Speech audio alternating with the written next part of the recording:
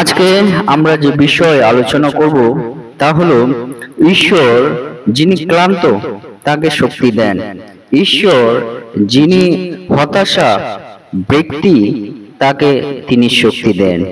ঈশ্বর যিনি দুর্বল ব্যক্তি তাকে শক্তি দেন। ঈশ্বর যিনি ব্যর্থ ব্যক্তি তাকে শক্তি দেন। সেই বিষয় নিয়ে আজকে আমরা আলোচনা করব।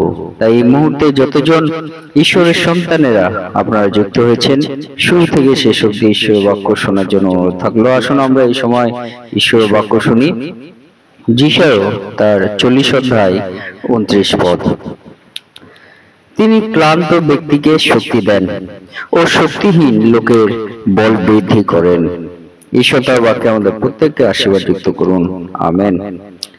আজকে আমরা দেখি আমাদের পিতা ঈশ্বর তিনি বলছেন যিনি ক্লান্ত সেই ব্যক্তিকে তিনি শক্তি দেন এবং শক্তিহীন লোকের বল বৃদ্ধি করেন। অর্থাৎ ক্লান্ত মানে যে পরিশ্রান্ত হয়ে গেছে, যে ভারপ্রাপ্ত ব্যক্তি হয়ে গেছে, যে জীবনের ভার বোঝা আর বয়ে নিয়ে চলতে পারছে না, আর এগিয়ে নিয়ে চলতে পারছে না, আর ক্লান্ত তার মনকে করে দিয়েছে, তখন সেই ব্যক্তি ক্লান্ত ব্যক্তিতে তৈরি হচ্ছে।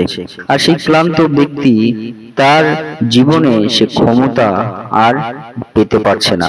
তাই ঈশ্বর বলছেন যিনি ক্লান্ত ব্যক্তি তাকে শক্তি দেন। অর্থাৎ ঈশ্বর তিনি বলেন যে হে পরিশ্রান্ত ভারাক্রান্ত লোক সকল আমার নিকটে আসো, আমি তোমাদেরকে বিশ্রাম দিব।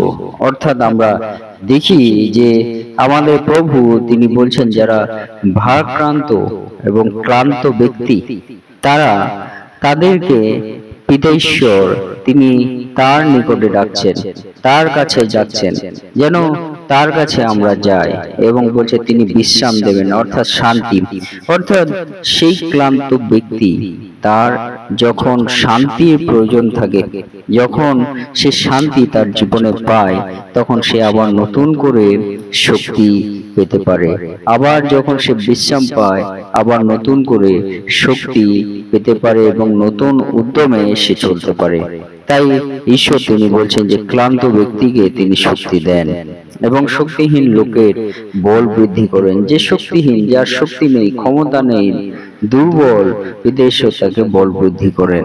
আমরা যদি তার চরণতলে আমরা আসি, তার কাছে আমরা আসি, তার নিকটে যদি আমরা আসি, তার সঙ্গে যদি আমরা থাকি, তার সঙ্গে যদি আমরা যোগাযোগ করি, তার সঙ্গে যদি আমরা সম্পর্ক তৈরি করি, বিদেশ্বর তিনি বলছেন যে তা শক্তিহীন লোকের বল বৃদ্ধি করবেন।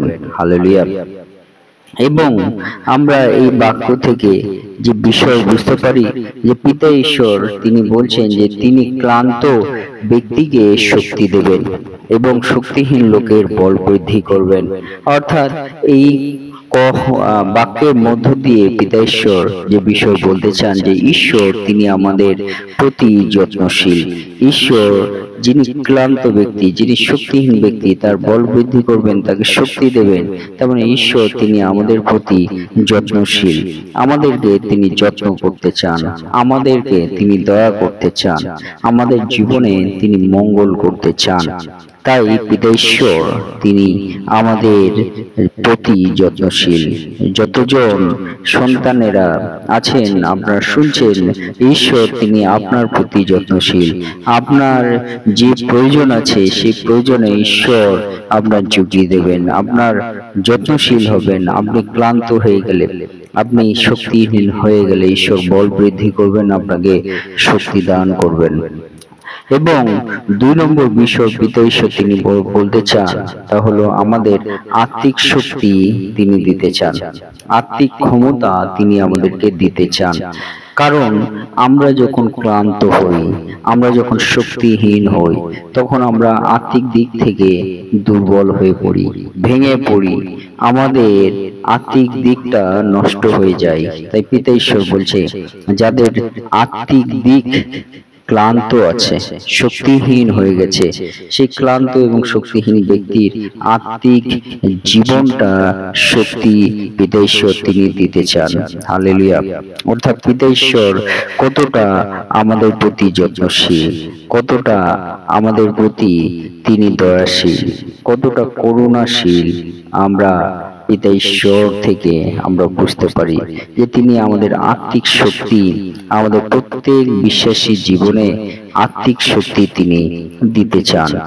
এবং সেই বিষয় আমরা যদি দেখি যে আমরা মসির জীবনে, সেখানে মসি অনেকটা আর্থিক দিক থেকে ভেঙে পড়েছিল, ঈশ্বর তাকে সাহায্য করেছিল। আমরা দেখি যে পিতর তিনি আর্থিক দিক অনেক ভেঙে পড়েছিল এক এক সময়, কিন্তু পিতা ঈশ্বর তাকে আর্থিক শক্তি দান করেছিল। আর সেইভাবেই পিতা ঈশ্বর তিনি আমাকে, আপনাকে, আমাদের সকলকে আত্মিকভাবে তিনি আশীর্বাদ তিনি করতে চান, আমরা মনে রাখি। এবং 3 নম্বর বিষয়, পিতা ঈশ্বর তিনি বলতে চান যারা দুর্বল আছেন, সেই দুর্বলতা সময় পিতা ঈশ্বর তিনি আশা হয়ে আমাদের জীবনে আসতে চান, যেন আমাদের এই দুর্বলতার জীবনে ঈশ্বর আমাদের জীবনে নতুন আশা যোগাতে পারে।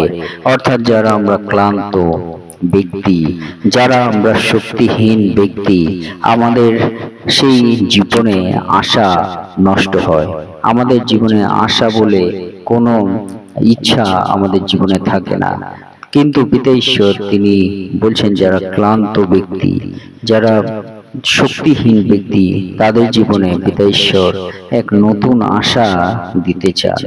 তাই বলতে চাই, পিতা ঈশ্বর তিনি বলেন যে শান্তি আমি তোমাদিগকে দিতে আসিয়াছি, জগৎ যেরূপ দান করে সেরূপ নহে। হালেলুয়া। অর্থাৎ পিতা ঈশ্বর তিনি আমাদের সেই আত্মিক আশীর্বাদ তিনি দিতে চান। তাই আসুন আমরা সেই পিতা ঈশ্বরকে আমরা মন থেকে আমরা বিশ্বাস করি, আমরা হৃদয় থেকে আমরা বিশ্বাস করি, আমাদের সমস্ত শক্তি প্রাণ দিয়ে আমাদের পিতা ঈশ্বরকে বিশ্বাস করি। হে ক্লান্ত ব্যক্তি, হে শক্তিহীন ব্যক্তি, ঈশ্বর তিনি আমাকে, আপনাকে, আমাদের প্রত্যেককে তিনি মুক্তি দিতে চান, উদ্ধার করতে চান, শক্তি দিতে চান, আমাদের জীবনে নতুন আশা তিনি দিতে চান। পিতা ঈশ্বর বলেন যে দেখো আমি এক নতুন কার্য করিব, তাহা এখনই অঙ্কুরিত হইবে, প্রান্তর মধ্যে পথ ও মরুভূমিতে নদ নদী করিয়া দিব। অর্থাৎ পিতা ঈশ্বর তিনি বলেন যেখানে আপনার আশা শেষ হয়ে গেছে, যেখানে আপনার পথ শেষ হয়ে গেছে, সেইখানে পিতা ঈশ্বর আপনার জীবনে নতুন আশা দিতে চান, আপনার জীবনে নতুন পথ খুলে দিতে চান, যে পথ থেকে আপনি আবার নতুন করে চলার শক্তি পেতে পারেন। তাই আসুন সেই ঈশ্বরকে, আমাদের প্রভু যীশু খ্রিস্টকে আমরা বিশ্বাস করি, তার চরণ তলে আমাদের জীবন সমর্পিত করি। ঈশ্বর তার বাক্যে আমাদের প্রত্যেককে আশীর্বাদ যুক্ত করুন। আমেন। জয় যীশু, জয় যীশু।